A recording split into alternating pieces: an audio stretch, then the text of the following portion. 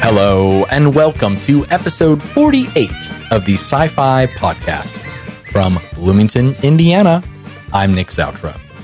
On today's podcast, I am pleased to welcome Indiana University Bloomington's very own Dr. Ann-Sophie Barwich, visiting assistant professor in the cognitive science program here at Indiana University Bloomington. Ann is a cognitive scientist and empirical philosopher and historian of science, technology, and the senses. Her book project highlights the importance of thinking about the sense of smell as a model for neuroscience and the senses, and is under contract with Harvard University Press. Ann's research in the philosophy of olfaction investigates a number of questions, including how does the brain make sense of sense? What are the perceptual dimensions of smell? And what are the epistemic, empirical, and social factors that define ongoing science in comparison with the philosophical study of historical episodes? Previously, Ann was a presidential scholar in society and neuroscience at the Center for Science and Society at Columbia University. There, she was the resident philosopher in the laboratory of neuroscientist Stuart Firestein. Further, Ann held a research fellowship at the Konrad Lorenz Institute for Evolution and Cognition Research in Vienna. She received her PhD in philosophy at the Center for the Study of the Life Sciences at the University of Exeter for her thesis titled Making Sense of Smell, Classification and Model Thinking in Olfaction Theory, and holds an MA in Philosophy and Literature Theory from Humboldt University in Berlin, with a thesis on causality in Leibniz and its relevance for theories of biological classification. When Ann is not working on smell, she's also fascinated by the history of magic for its implications in understanding the effects that conjuring tricks can play on our minds. And thus, without further ado, let's bring in Ann.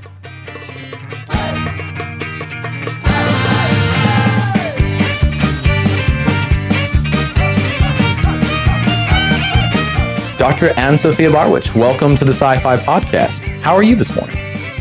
I'm well, thank you. How are you? I'm doing fine. You know, just taking in the Bloomington weather, but which is Today's gloom and doom.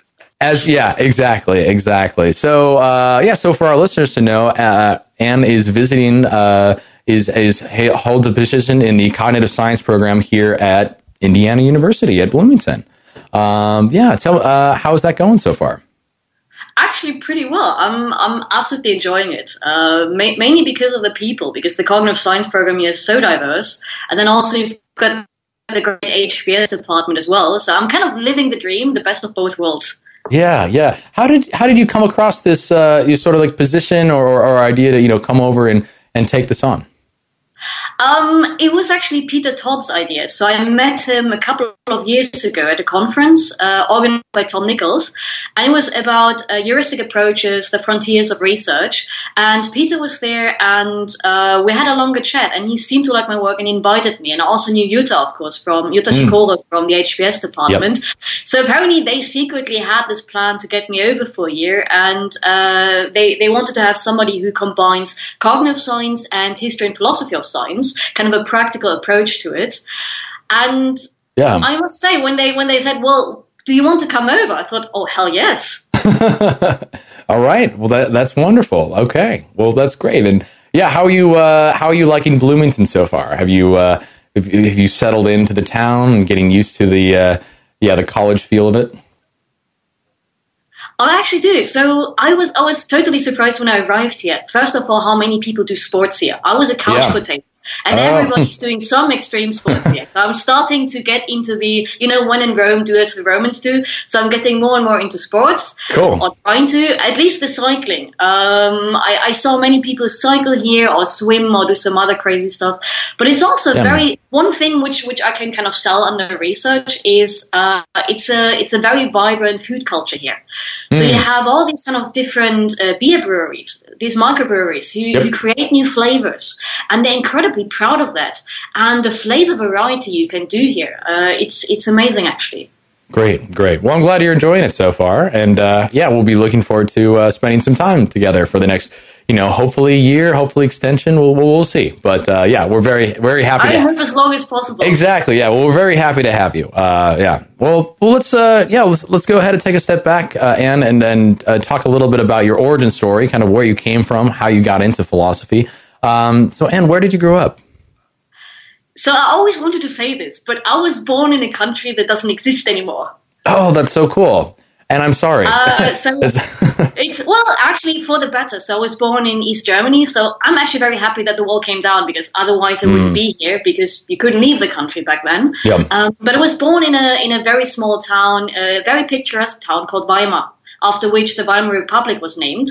So a very pretty town, tourist town, with lots of great history in terms of Goethe, Schiller, and these kind of more literature approaches, classic literature, but also, well, a darker side in terms of the bad side of German history. So you had kind of the great and the bad integrated into the history of that town. And this is where I grew up for 18 years.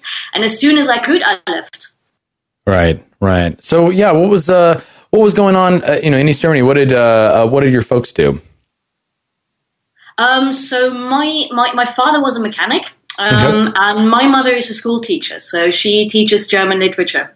Oh, okay. Great. Which fits Weimar, yeah. So, but Cool. And so, yeah, growing up in East Germany, what were some of your interests growing up? Literature mainly. So it completely disconnected from what I'm doing today, but I was obsessed with literature. My mother ruined me for life, because instead of reading me fairy tales when I was a kid, she was reading me ballads by Goethe and Schiller. And I think that kind of really ruined me for life. Because they're not always, if you look at the ballads, they don't have a nice ending all the time. They're very tragic. So I'm not super familiar. So what are these ballads like? What are their themes? What kind of stories do they tell? So one ballad in particular, which was one of my favorites, is Der Erlkönig, which I'm not quite sure how to translate it, but it's a poem about a father who's riding through the middle of the night with his sick child to get to a doctor, and the child is hallucinating about this fairy tale creature, the king of certain trees, like it's a specific kind of tree, and it ends very badly, because as soon as the father finally arrives at the safe haven, he's trying to kind of rescue the child dies actually at the end. So yeah, it's not a very positive story to growing up with. But a better one is actually Schiller's ballad of a guy who tried to impress a princess. And she challenges him by, there's an arena with lots of animals, and she throws a handkerchief into the arena. And he gets the handkerchief, going through lions and tigers and bears, and he gives her the handkerchief, but saying, I actually don't need this challenge, and thank you very much, but no thanks. So it's a very, very modern ballad, actually. Wow. So was this, with these reading and literature, so was this of an interest of sort of studying, analyzing the text, or was this something of, interest in writing about it, like in a professional way? Like, what did you want to do? Don't laugh, but when I was younger, I wanted to become a writer. I wanted to become a writer, writing novels and poems, all this kind of stuff. Turns out it's even harder to make a living with literature than philosophy. So I started out actually with literature theory before I turned to philosophy and then philosophy of science. Yeah. And so, did you ever write or publish any works, or have anything of some favorite works? I have a novel in the desk drawer. I have a hidden novel, which it's in German though, and maybe one day, yes. Yeah, well, I'm sure you've probably met a few working philosophers who have a side page on their website as their professional authors in some way, who have written, novels. And so, but that's really great. Yeah. Okay. So, tell us about, the turn toward, when did philosophy come on the scene? When were you first introduced? By accident. I have to warn you, a lot of the parts in my trajectory that were influential were actually accident. And in this case, I needed a second subject to sign up for my MA at the Humboldt back then in Berlin. And I was always interested in philosophy, but never so explicitly. I thought, well, literature, and I need a second subject, and that would fit. But it took over. It really took over during my time, and I got more and more interested precisely in a lot of interpretive questions, where you can see the overlap, where it's about methodology. How do you actually analyze a text? How do you analyze a text well, and how do you understand the author better than perhaps the author, him or herself? Yeah. Kind of very hermeneutic question. There was a common interest. Okay. Do you recall any original authors that you read, or a class or something like that, or? Oh yes, so I was lucky because back then it wasn't such a school system as it is today. It was very, very free. I could do whatever I wanted, and I did. So I did, for instance, Ernst Tugendhat and Habermas and Hannah Arendt, but also Thomas Aquinas and Aristotle. I loved Leibniz back then. Mm-hmm. But also more in terms of history of science / philosophy, in terms of Galileo, for instance, or also how Einstein saw his own work. So reading the kind of original articles from 1905 and 1915. So actually everything that I could get my hands on. It was a very exploratory phase. Great. And so was this, I'm sorry, was this in secondary school or was this in university? Oh, that was in university. Okay. In school, I didn't have philosophy as a subject. Sure. I had religious studies, but my religious teacher actually was much more interested in philosophy, and I think he triggered that kind of interest. Yeah. And so, is this something your folks were encouraging of you to pursue philosophy, something like that, or was this kind of like you're on your own, you're doing your thing? That's a good question. So my mother always encouraged me to read. My father was not so much a big reader. Who kind of shaped that sort of interest was partly my mother and partly my uncle. So my uncle was always very well read, and he still is very well read, and he challenged every opinion I had. And at some point he showed that knowledge and achieving knowledge can give you a certain form of freedom of action. Because he deconstructed any opinion I had, which was especially frustrating when I was a teenager, I can tell you that. But at some point I found something he didn't know. And he realized that, and he was quite impressed and said, I didn't know. Actually, let's talk about that. And that changed a lot of my understanding of what you can do with knowledge. It's not a matter of overpowering someone or being better or worse at something, but actually to open up a new form of dialogue. And that impressed me quite a lot. And since then, I got more and more obsessed with just reading things. Yeah, that's a really great story. So what is it? At university, tell us a little bit about your experience there. Where did you go? What were you studying? What was going through your mind at that time? Oh, that's a good question. So I was studying at the Humboldt University in Berlin, and I took my time studying there, and the nice thing is I could study whatever I wanted, so the system was very flexible. What I did was actually cruising around. I did mainly philosophy, but I also took courses in biology, in theology, in linguistics, German literature study, medieval studies, everything. I often had a theme for the semester, and then explored different courses subsumed under that question. And what I liked in particular was, for instance, Leibniz, also the history of science from a philosophical perspective, but also especially medieval studies. There was a time where I was quite interested in the combination of Aristotle and Aquinas, so the medieval perspective on the ancients, for instance. But that interest shifted quite a lot. Then there was also sometimes ethics when it came to Ernst Tugendhat or discourse of ethics by Habermas. Yeah. And I ran several things, actually. Wow. Okay. So I could easily decide what I wanted to do. Let's put it that way. Right. Were there any particular philosophical questions that were of interest to you at that time? So I suppose one question I was very early interested is the notion of time and space. That was always something I found incredibly fascinating to see how it changed over time.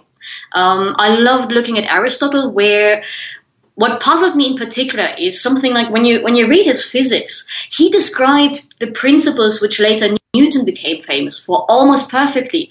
And I wondered, so if he could already describe them and understand them, why did he refuse them or reject them?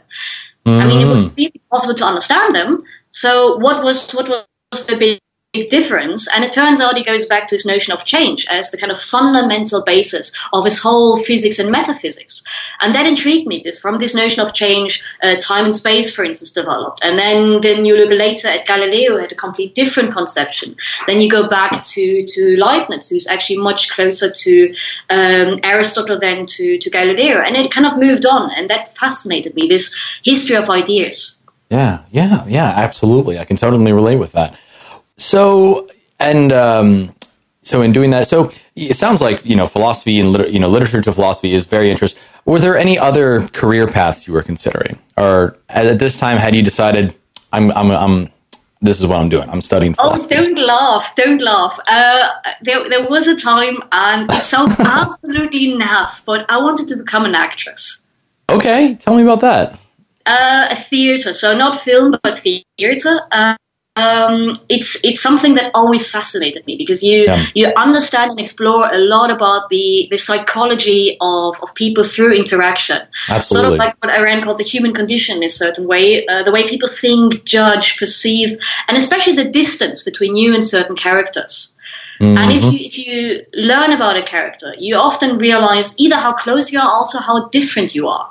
It gives you a different understanding about human interaction, and that I always found fascinating. Yeah. Did you do any? Did you act in any plays in secondary school, in college? In secondary school, yes. Actually, I was one of the roles which I really enjoyed was a very, very weird priest. For instance, for some reason, I got the weird man roles. I got the priest who actually didn't like a river because he saw it full of sin with all the frogs, etc. And the other role was actually a drunk, new rich guy who was treating his wife badly, which was the role, I gotta say, which was the weirdest to play, because I was actually very afraid of that. And the girl, that's a pretty, so to speak, she looked at me like, be evil to me. I'm like, I can't.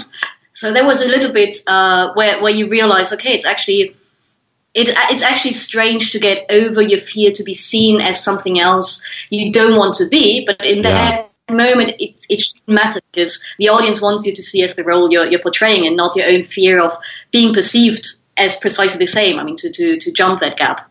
That's fascinating. I think that's a really good point you make about the exploration of characterization, and you hear from interviews with other actors of how these kind of the more twisted and complex characters are the ones they really seek out. So I think that's a sign of like a true actor, someone who's okay.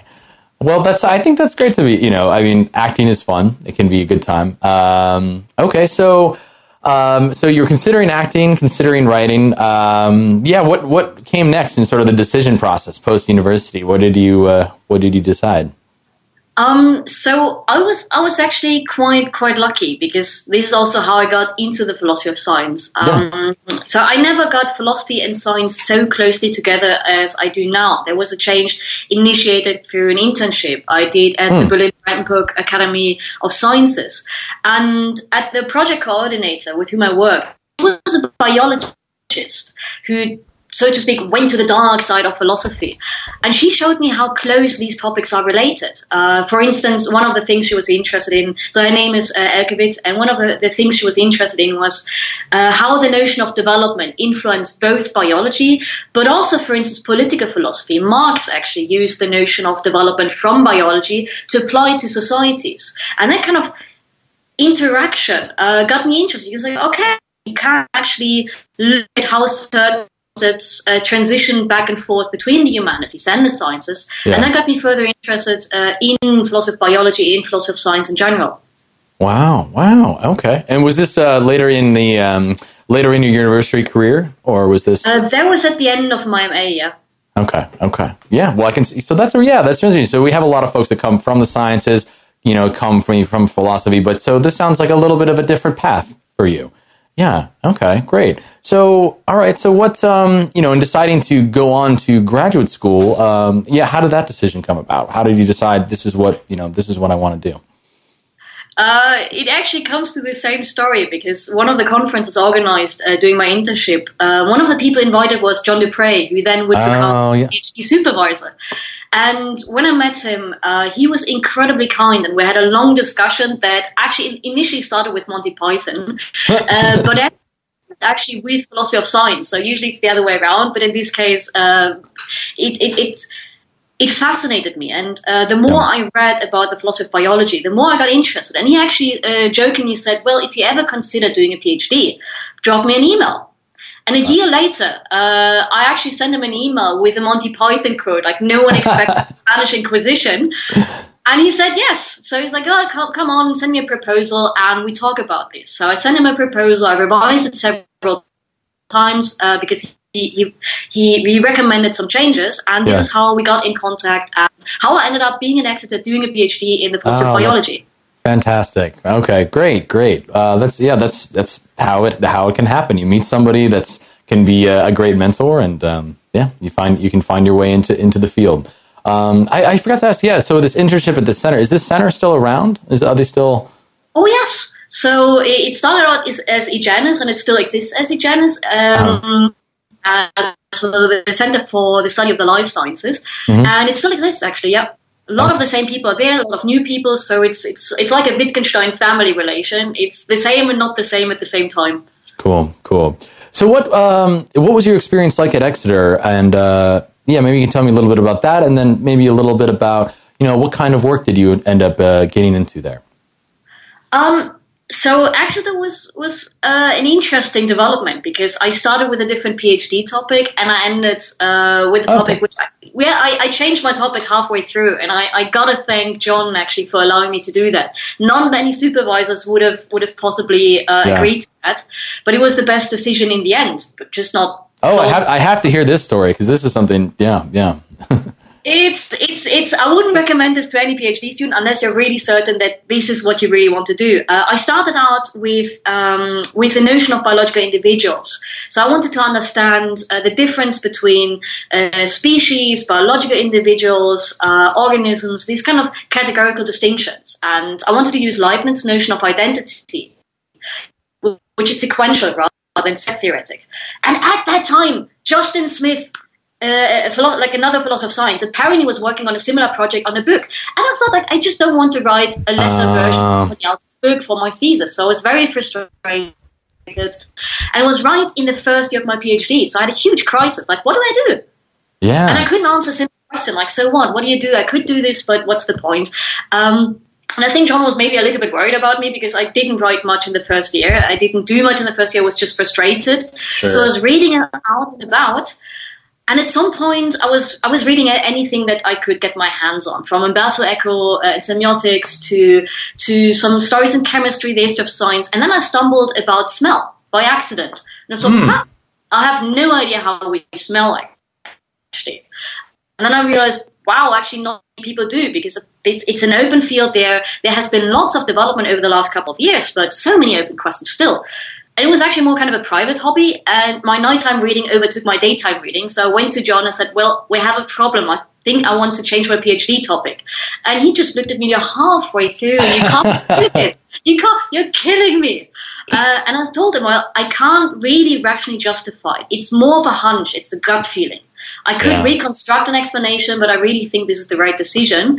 And I basically gave him something to read and said, this is the reason why I got into this. And he came back after Christmas and said, you know what, first of all, I'm pretty sure I can't convince you otherwise, knowing you're stubborn. And second of all, actually, I think I know what you mean. Go for it. And that's how it all really started. Great. All right. So you came across, going from this sense or a notion of biological individuals via Leibniz. So what was it about, what was it about smell? So what were some of these initial questions related to smell? Obviously, they've kind of gotten more nuanced, and we've had conversations about this. But what were some of those initial, aha moments that made you think this is what I want to do? Oh, that's a very good question. If I think back, it was the realization that we have such an elaborate knowledge of many physical processes, like if we look at physics, the philosophy of physics, but we actually have no good clue how we smell, both in popular understanding. If you would ask somebody, do you know how your sense of smell works? People would have actually very bad opinions of it. Oh, it's not very good. It's evolutionary declining, and all these things are actually wrong. And on the other hand, also in science, the story is much more complex than initially thought. Yeah, okay, there are chemicals that interact with our nose. But as soon as you delve into the details, you suddenly see a beautiful subtlety emerging, especially when it comes to the nature. How does biology perceive chemistry? Should we think of it differently from the system in terms of a systems theoretic perspective rather than how a chemistry would model, for instance, synthesizing molecules? There are lots of open questions that got me into it. And it changed in the sense that I got more and more interested, away from the chemistry towards the biology of the system, especially the neuroscience. Yeah. How does the brain actually make sense of this plethora of information? Yeah. Very good questions. So what was it about? There's folks who are studying smell and olfaction in the neurosciences. They're studying it from a very empirical point of view. They might do animal studies. They're studying and they're finding neural correlates, they're finding brain areas, they're doing connectome research, whatever they're doing. So what is it about philosophy that can contribute to the science, to smell, to considering about smell? So this is precisely where I was incredibly surprised how much philosophy can do in science. And I realized that by working with the scientists, because their questions are still essentially philosophical questions. It was, so to speak, the scientist who made me a better philosopher. Because I worked for 3 years with Stuart Firestein, who is an olfactory neuroscientist, in his laboratory, day to day. So 3 years in a neuroscience lab. And I also ventured and visited other laboratories. So I work with, and I still work with Terry Akery, for instance, who's a food scientist at Cornell, and a couple of others. And I realized the open questions are deeply philosophical, such as what are, for instance, the perceptual dimensions of smell. And depending, who you ask, you get different answers. Some scientists, it's one dimension. And you said, perceptual dimensions. Sorry, our connection was fuzzy. I just want to make sure the listeners here. Yeah. Oh, yeah. Yeah, right. So, because those you're like, what are they, right? And so we can categorize and cut them up scientifically, but you get different answers depending who you ask. Right. Some scientists would say 1, some scientists would say 32, others 400, others 1 trillion. And I really, really kid you not about the 1 trillion. So it's clear that there are different things being meant by perceptual dimension. And that's what philosophers are good at, to disentangle the conceptual differences and to see how are they actually grounded in the observations. What are the differences? How can we combine them? What can we study further? How can we integrate them? And also, what is smell? Are there perceptual boundaries? How should we understand the categorization processes? How should we understand how our understanding of perception relates to what we consider the neural underpinnings? Yeah. So you mentioned working with Stuart Firestein. This is having looked at knowing a bit about your background. After completing your PhD at Exeter, you ended up doing a postdoc at Columbia. Was that right? Actually, first at the KLI, the Konrad Lorenz Institute. Oh, near Vienna, with Werner Callebaut. So we talked earlier before the interview started about the interviews he did with scientists and also philosophers. Yeah. And he also got me the idea to interview scientists to look at precisely how the field of smell olfaction science developed. Because it developed mainly over the last 3 to 4 decades. So all the people forming the field, they're still alive, they're still forming research. I thought this is a great opportunity for philosophers and historians of science to witness a field, how it's maturing, emerging, developing, while it is actually progressing. And you can talk to the actors who shaped it. Yeah. So you have people like Gordon Shepherd, Linda Buck, Stuart Firestein, Richard Axel, lots of people who were there and were there all the time. Max Mosel, the founder of the Association of Chemoreception Sciences. So all of them are still there. Wow. So could you maybe tell us a little bit about what you learned during all of these interviews with these work? So before you were working in the neuroscience lab, you were meeting with scientists, kind of connect. Oh, that happened actually during the neuroscience, during the time I was at Stuart's lab. So at the KLI, I was still more on the history side, where I explored, for instance, how the science of smell emerged. I got obsessed with the discovery of the olfactory receptors, especially how Linda Buck used degenerate primers and PCR to discover this family, which back at the time was the worst method you could have picked. And in hindsight, it was genius. And I was interested in how do scientists think through problems, the creativity at the bench, because in hindsight, we all know better. But I wanted to understand the context of discovery a bit better through the practice of discovering. Yeah.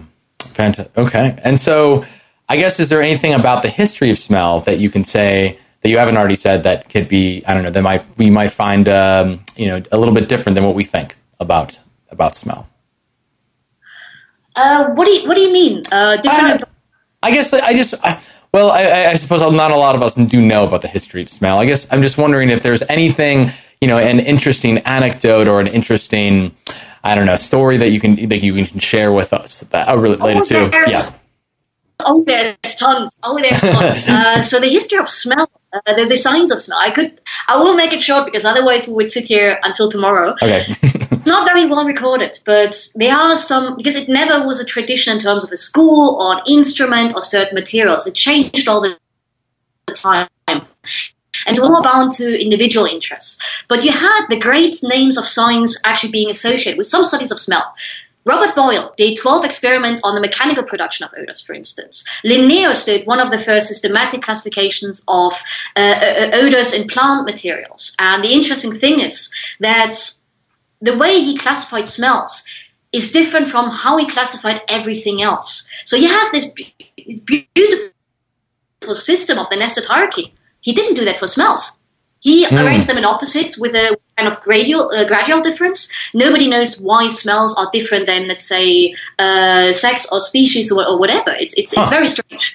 But my favorite episode is actually about a forgotten female pioneer in the history of science, in the history of psychology, Eleanor Gamble, and she was the first who experimentally tested smell to make a kind of experimental psychology of smell, and she applied Weber's law to smell, and she was the first to measure the just noticeable difference in smell perception at the end of the 19th century.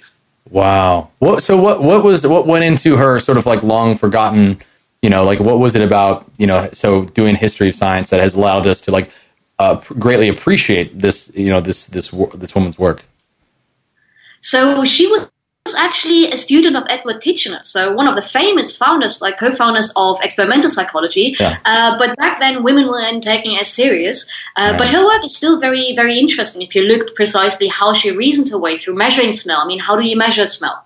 Especially, how do you say something is a weaker smell? How much weaker? What is even weaker as a concept? How do you compare whether it's the same smell?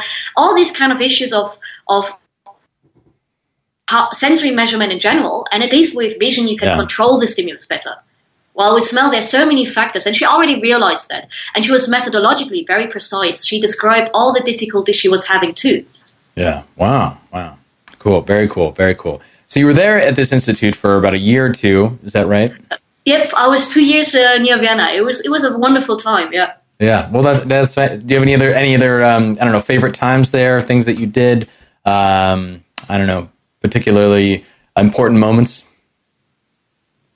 So for me, the important moment in Vienna, really, or near Vienna, was really the institute itself, and especially Werner, who unfortunately then died during my time there in 2015.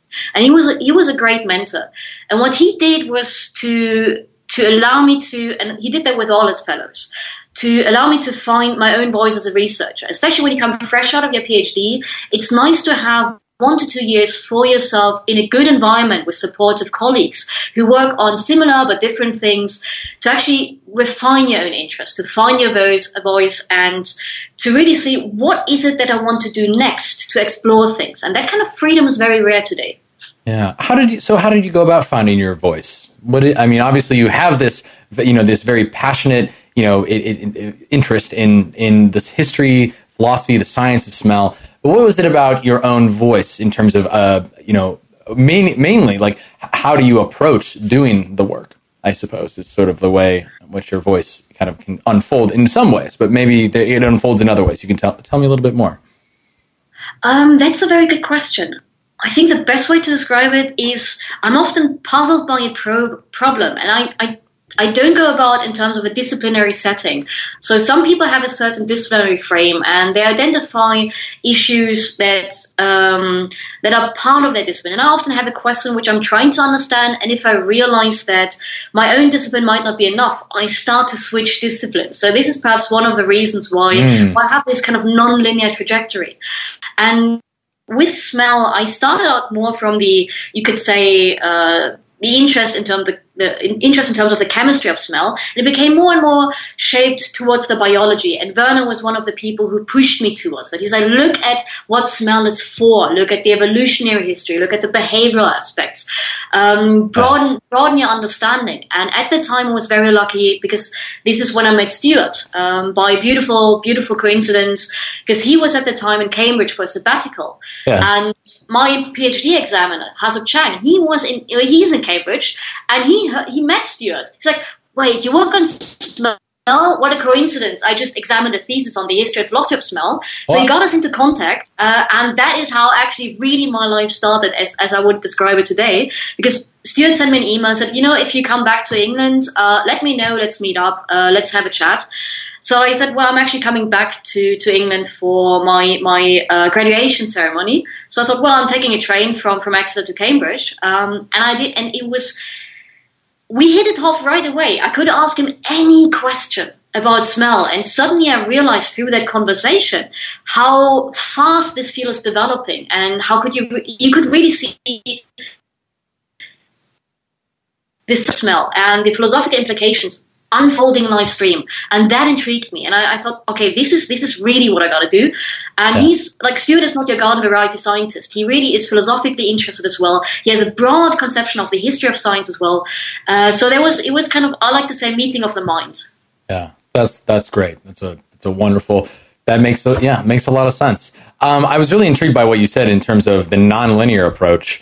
What this means, I mean, if I'm not mistaken, is essentially you said hopping from, the chemistry to the biology, and kind of drawing that way. Does that mean, coming to really understand the scientific papers, the things, you can only do so much, but is that what you're doing? Are you, becoming versed, how much do you need to know in order to really make a contribution here?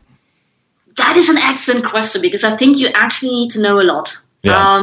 So what I realize quite often is that, and this is a challenge, this comes also a little bit already to your interest in like what's the challenge for philosophers of science today. Sure. It's expertise, because it took me several years. I mean, this developed over the course of, we're talking now almost 8 years that I've been working in and around and the science of smell and with smell scientists, towards a degree that what Harry Collins would call interactional expertise. So where you start to read the scientific papers, you get to understand them better, and you identify sometimes weaknesses and strengths in scientific papers as well. How do they compete? You understand the contextuality, the outlook. It's more than one could say. There's a difference between two approaches of philosophy of science, which are currently side by side. One is where you try to solve philosophical questions and you supplement the arguments with scientific papers. That's one way to do it, but I'm not so sure this is always the best approach. What might be more interesting is to identify and develop the philosophical questions arising out of scientific practice. And my favorite example here, who inspired me a lot, is Patricia Churchland, for instance, but also Daniel Dennett, because rather than just looking at problems of the mind and finding some examples from neuroscience to supplement their ideas about how the mind works, they did it otherwise. Yeah.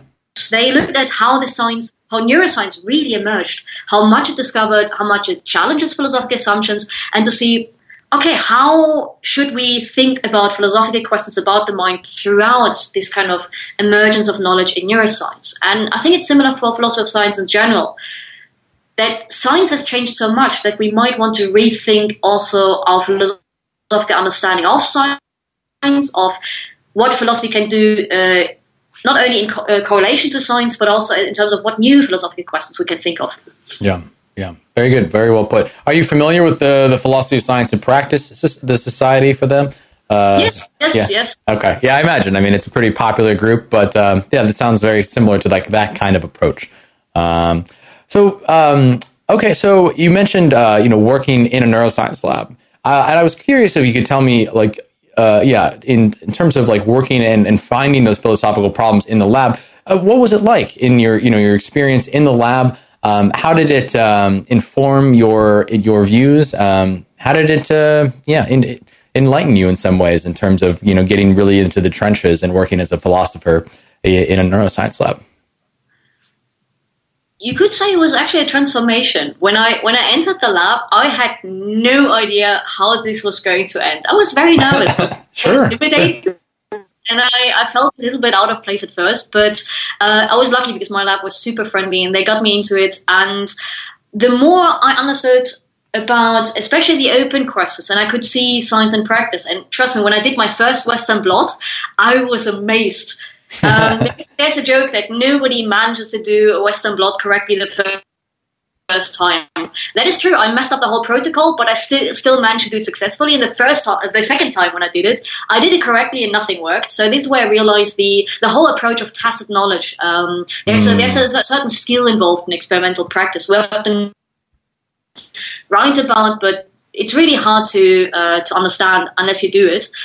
But it changed my outlook, first of all, also what philosophy of science does. Quite often I realized actually that philosophy of science failed me. That was the big surprise. How did it fail you? Because it failed me in the sense that if you look at ongoing science, where the questions are still open and where there's a huge dynamic, and sometimes you've got a question, you ask 3 scientists and you get 5 answers. There's an uncertainty, there's different models hanging around, but we often describe model competition or certain developments in science through concepts we derived from the history of science. If we think of model choice, we often like to compare, let's say, empirical success by criteria such as prediction, instrumental reliability, or data accommodation. They're good criteria, but the way we implement and analyze them is often seen in this kind of accumulative way where we weigh things against each other. And lots of people have done that. But the problem is that in practice, this often changes, and you have to really see why a certain experiment might not weigh as much as another based on the disciplinary objectives, based on maybe it would have been more evidential in, let's say, 10 years ago, but in these 10 years something new happened that changed the weight, the impact, and also the evidential relations between experiments. So these kind of dynamics require a much more contextual approach. And this is where I realized, well, philosophy of science didn't fail me in general, but its implementation needs to be much more refined. We need to revisit it as kind of an ongoing, more flexible practice. All right. Very fair. Fair enough. So, sounds like the experience in the lab, as you described, transformational. But this is previously prior to coming to IU. Maybe you can now it might be a good time to shift toward some of your favorite work so far. If you can talk about the dissertation, talk about the maybe 1 or 2 papers that you've written or projects that you've worked on. Why don't you share with the listeners, what have you done that you're, I'd say, most proud of or have been most excited about? So in that context, I would say some stuff that has gotten out already and some stuff which hopefully will get out soon. Fair enough. That hopefully will get out soon. I've been working on my book now for a while, and it's closer to getting finished. It's currently in the revision stage before it gets sent off to reviewers. And that book will look at how olfaction became part of modern neuroscience the last 3 to 4 decades, and then to look precisely at the contemporary challenges. This is also where I use the interviews with scientists to let them talk about the field, the open, and also identify where can it go in the future? How can we integrate these different perspectives to ask better questions about smell? So it will not provide an answer, it will provide better questions to think about smell, so to speak, especially how to look at perception, because theories of perception are mainly based on vision. So how would our understanding of perception differ if we look at smell rather than vision? And the same also if we look at the neural underpinnings, because smell works different than vision, and it has some intriguing differences that might help us to rethink some of the conceptual foundations of neuroscience when it comes to topographic representation, which is not given in smell. So how else should we understand how what we consider as perceptual impressions relate to neural patterns? There is a different correlation. So that's the kind of stuff which I'm very excited about, but it's not out yet. However, these are, you could say, two aspects. One is a kind of an indication of where this book is going. It's a book chapter which was in the process volume of John Dupre, which recently came out, where I look actually at smell more in terms of forward model, so predictive coding or attention schema theory, and how to look at the biases in smell through modern cognitive models, and how a lot of why smell was often hard to study actually makes it an excellent model system for these new cognitive models. And the other thing is more kind of history and philosophy of science. That also comes back to the questions of to what extent philosophy of science failed me. There's a pseudo controversy about smell, and many people who haven't talked to smell scientists, they often take it seriously because it's quite often in things like Nature News or Chemistry World and stuff like that. It's a so-called quantum theory of quantum theory of smell, vibration theory of smell, and some science writers and some philosophers have written about that, but it's absolutely wrong.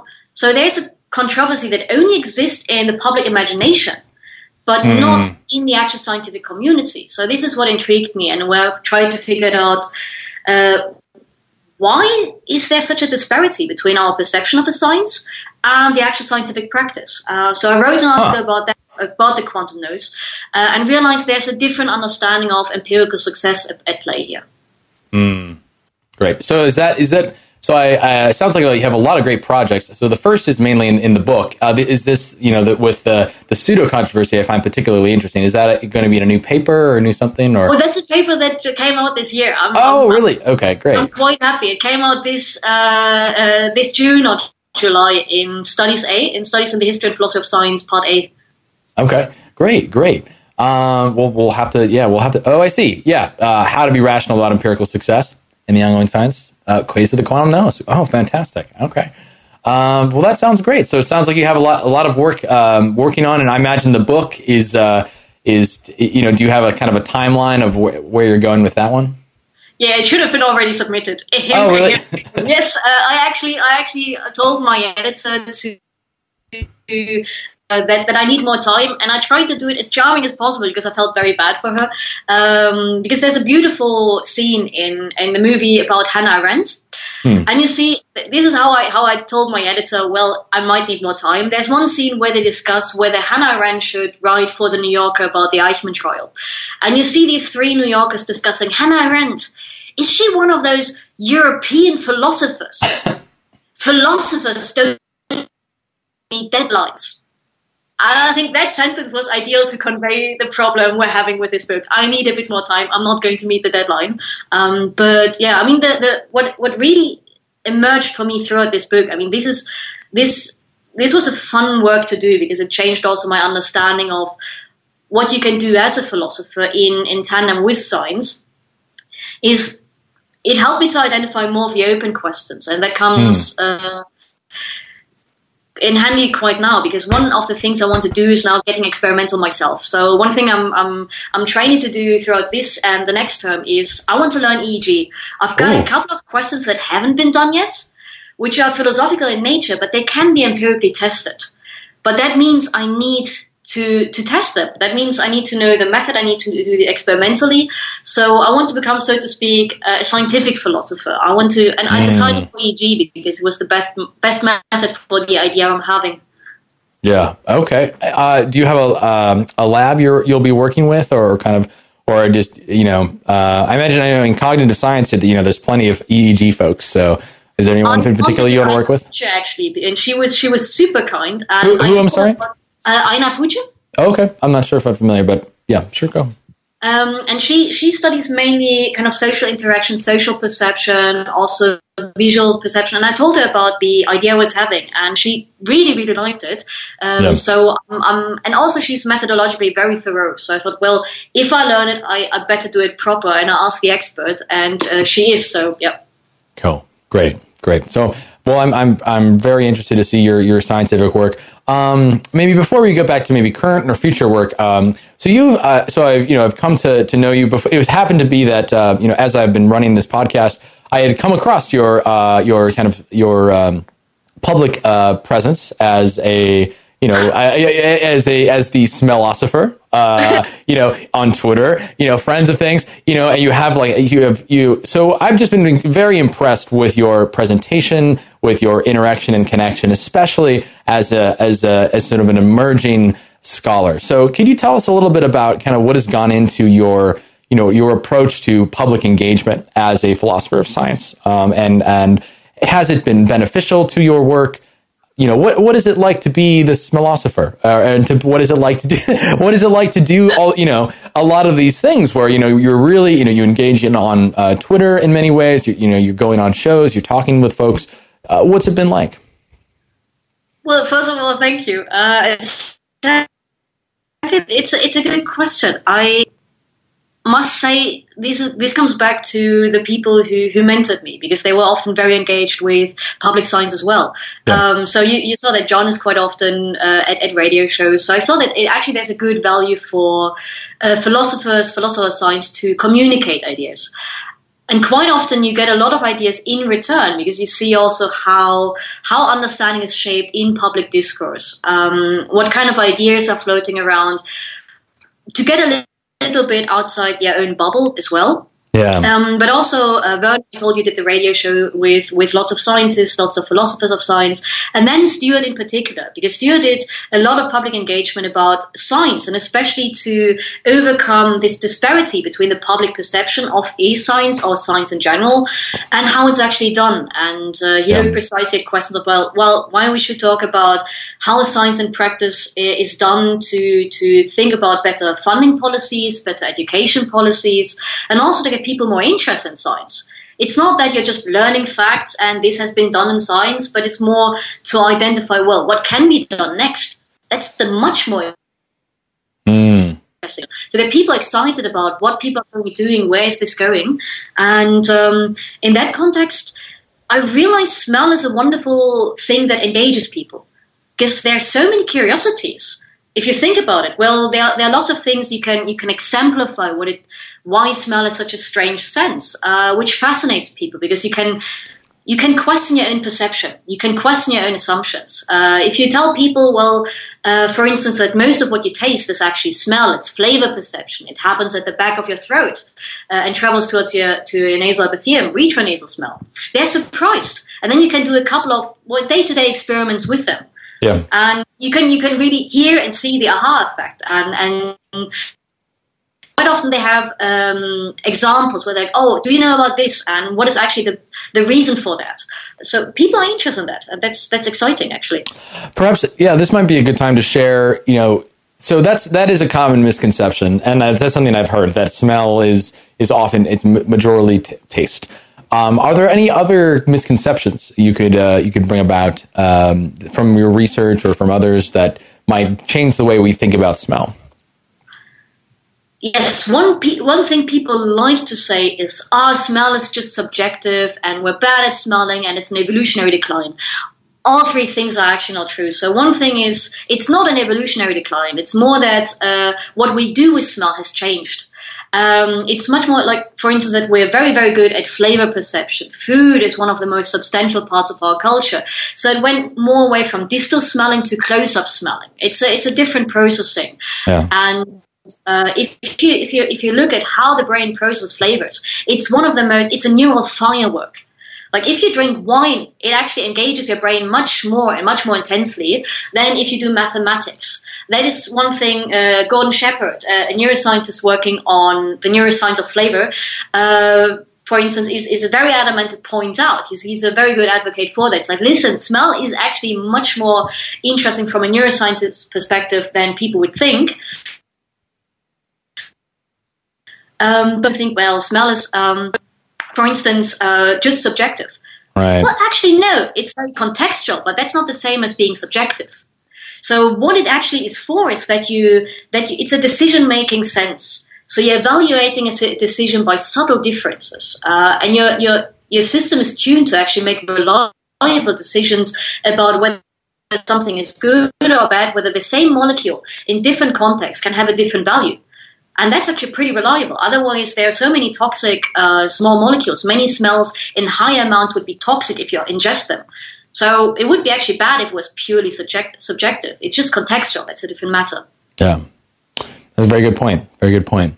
Very cool. So, all right. So, let's we're getting a little bit closer to the end. Let's talk about your future plans. What do you, or I should say, bring us up to date. So we're finishing the book. That's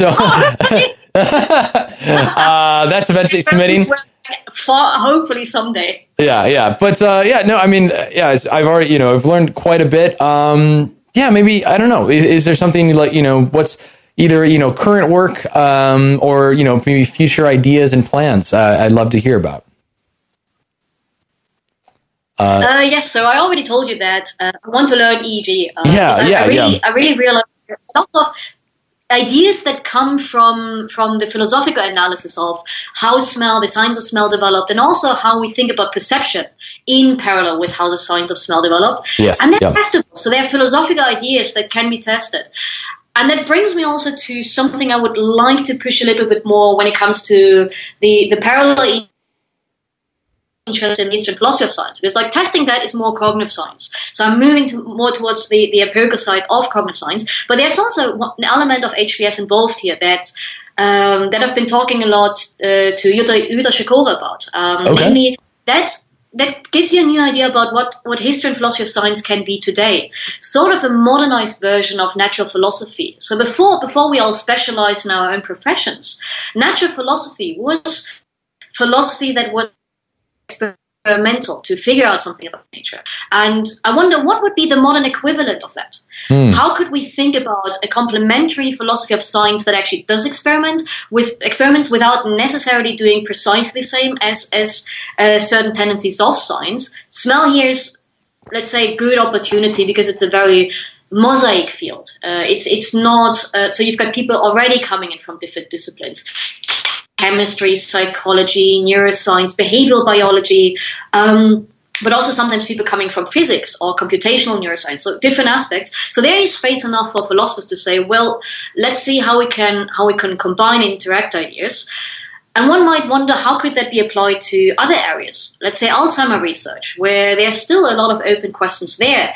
There's a changing understanding what causes Alzheimer. So how could, for instance, a philosopher integrate her or himself in a lab to maybe also start designing experiments? So to go away from complementarity, that might be one way to think of complementarity already as, for instance, Hazok does, or we think of how can we recover historical knowledge that can be used as a heuristic source, but also go more to the extent to say, what questions can philosophers design and develop in tandem with scientists for the future? So can we propel science by an active engagement, ask new questions, for instance? Yeah. No, very good. I really appreciate it, and I enjoyed our chat off the air regarding regarding the study of smell and it changing our way of perceptual systems. Can you maybe say a little bit more about that? I really thought we got a lot going with that in terms of how, what is the way we view our perceptual systems currently, and how might a better consideration of smell change the way we see perception? Oh, that's an excellent question. Okay, but you must stop me if at some point I go on for too long. But so the first thing is when we talk about perception, we're focused on objects all the time: perceptual objects, objects of perception, stimulus representation. And the thing with smell is, I'm not convinced that we should talk about objects of perception in the same sense as vision. So one reason for that is, first of all, when we think of just the way the visual system codes the stimulus, it's completely different from how smell codes the stimulus, and that leads to perceptual differences. So vision has a low-dimensional stimulus. It has wavelength, and your system chops it up into different bits.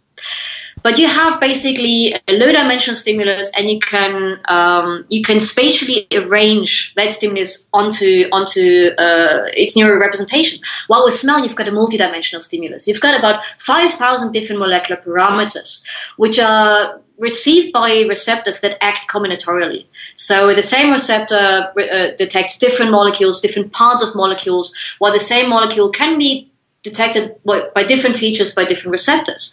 So you actually have a mosaic. How would you just map this kind of non-spatial stimulus? How would you allocate neural space to that? It's not as intuitive, and that's the neuroscientific question right now.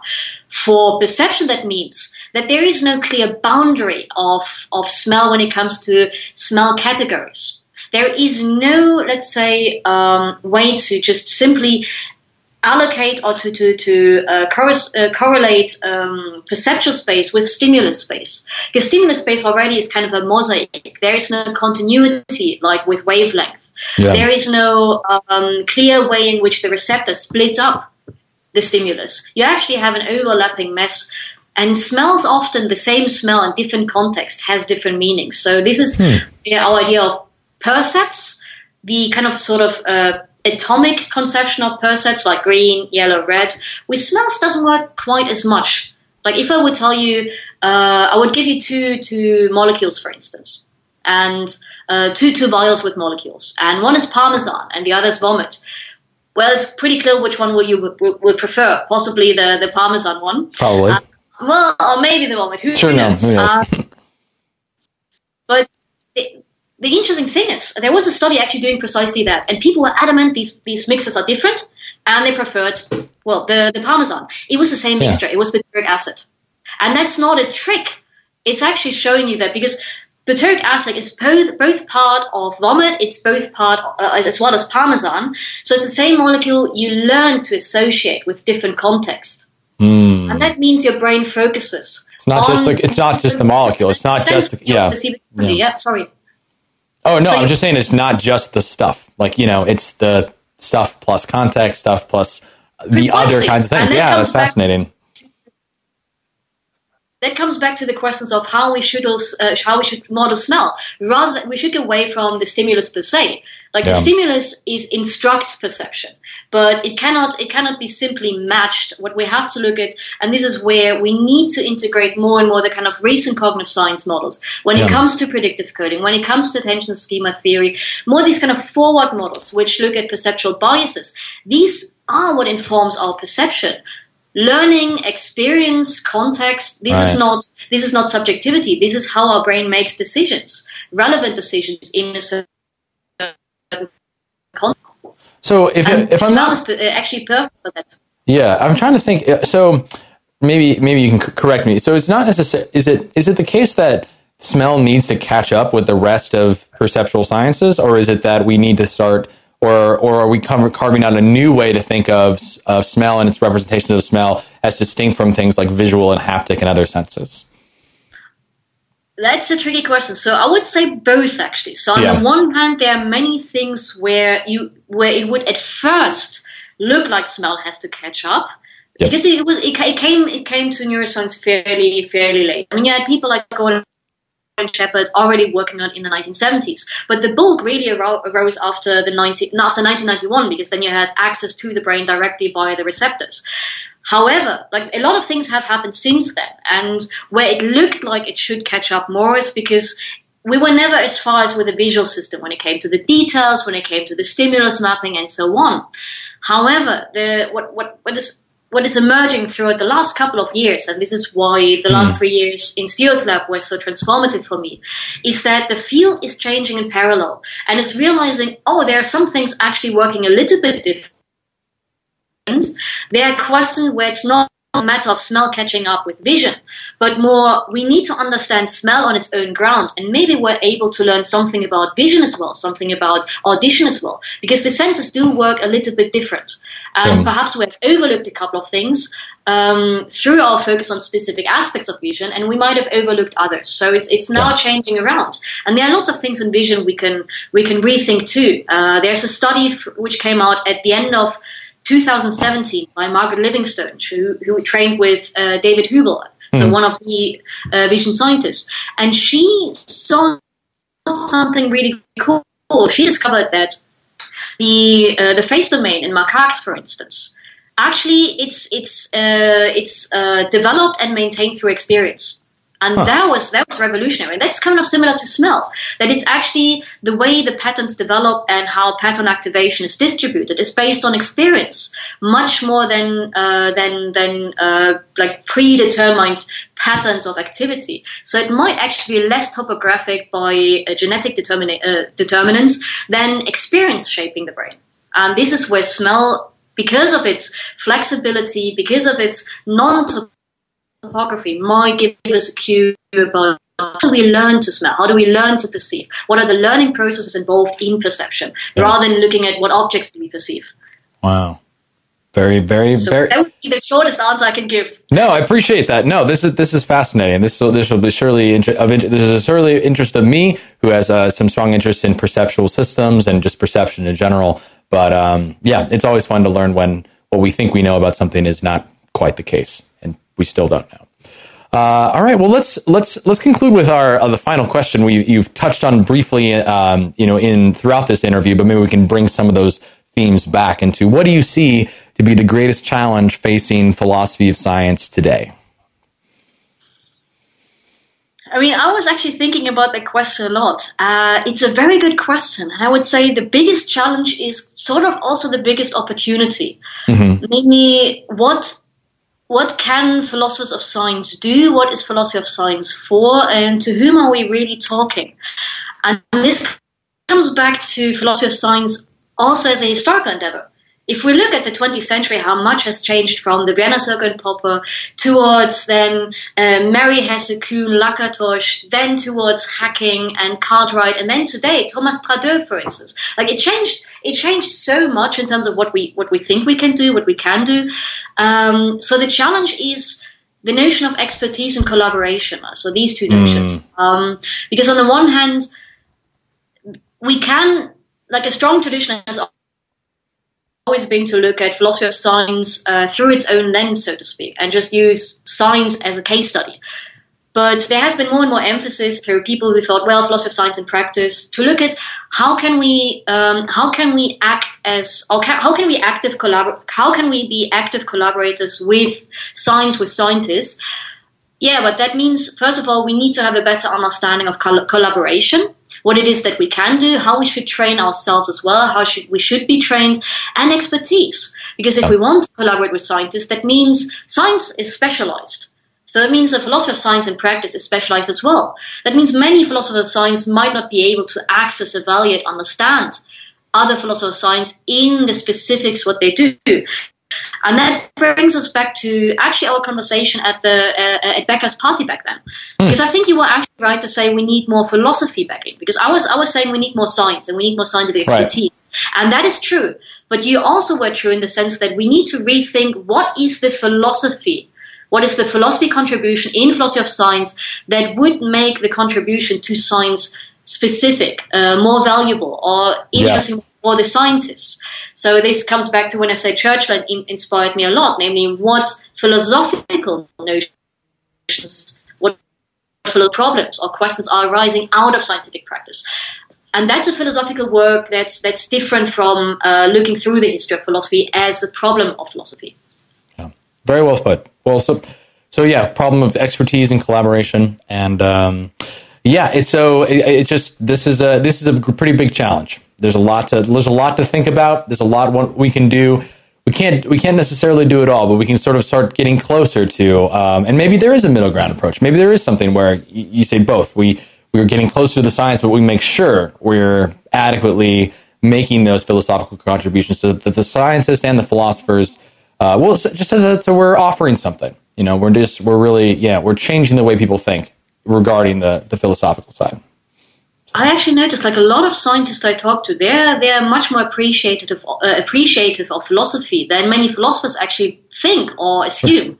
I noticed a great deal of interest also in the history of philosophy, history of science, but also in current questions. A lot of people like the conversation with philosophers. If philosophers give up their jargon a little bit, if philosophers come out of their shell of their own discipline, there's a great potential of collaboration and interest.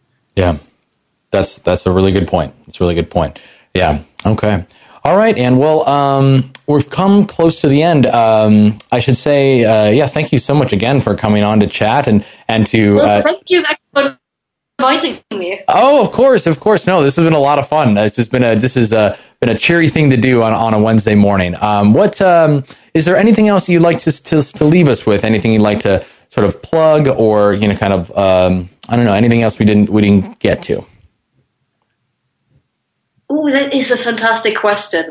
Give me a couple of seconds. Yeah. Just like, I don't know if there's any, either upcoming works or conferences or just any parting thoughts.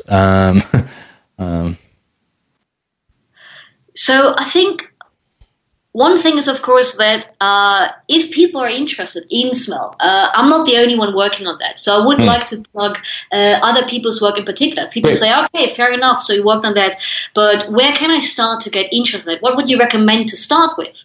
So for people who are interested in smell, for instance, philosophy of smell and philosophy of flavor, definitely Barry C. Smith in London. So Barry's work is fantastic if you want to consider about flavor perception, aroma, and these kind of things.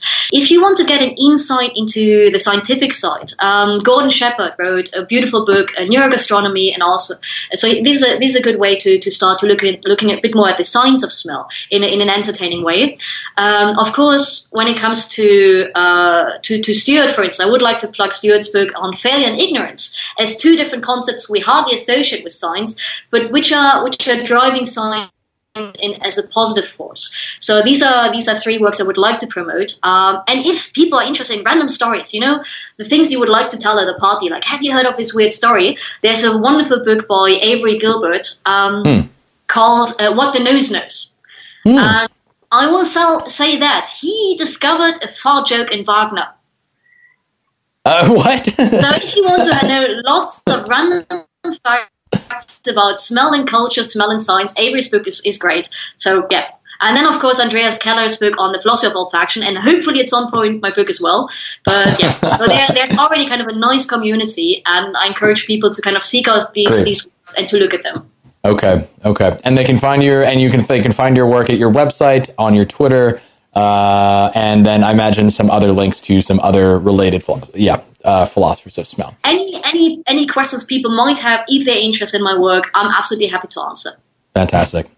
All right, Ann. Well, it's been a real pleasure getting to chat with you again. I look forward to chatting with you throughout the semester. Let's actually have a beer soon. That would be nice. That would be great. Let's hang out. Let's do that. All right. Well, enjoy the rest of the day, and we'll be in touch soon. Cool. Thank you, and have a lovely day. And thank you so much again. This was fun. Yeah. This was a blast. All right. Thank you so much, Ann. I'll talk to you soon. Bye. Cheers. Bye. Bye.